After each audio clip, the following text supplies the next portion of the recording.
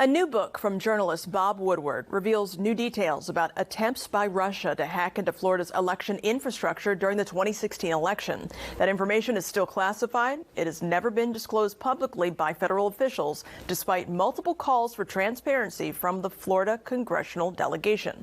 Our Samantha Jo Roth took the findings to Florida lawmakers.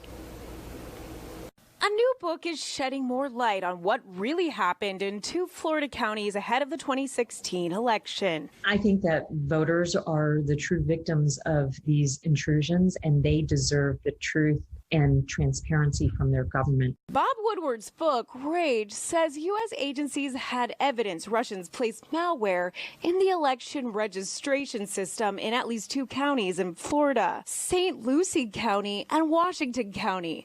But there was no evidence the malware had been activated. The book also cites sources that say the malware was so sophisticated it could erase voters in specific districts. There should be protocols in place to notify the public if some type of hacking has penetrated into our election databases, whether it's the machines, whether it's the voting databases, how the information recorded, any of that infrastructure is penetrated, the public should know. The FBI has kept this information classified to protect intelligence methods, sources, and victims.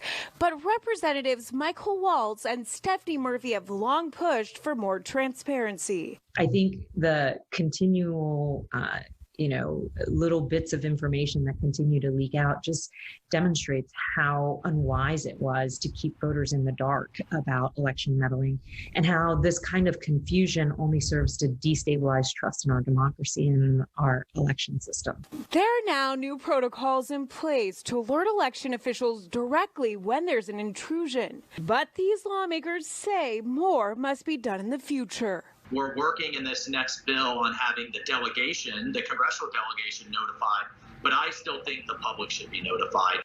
In Washington, Samantha Jo Roth,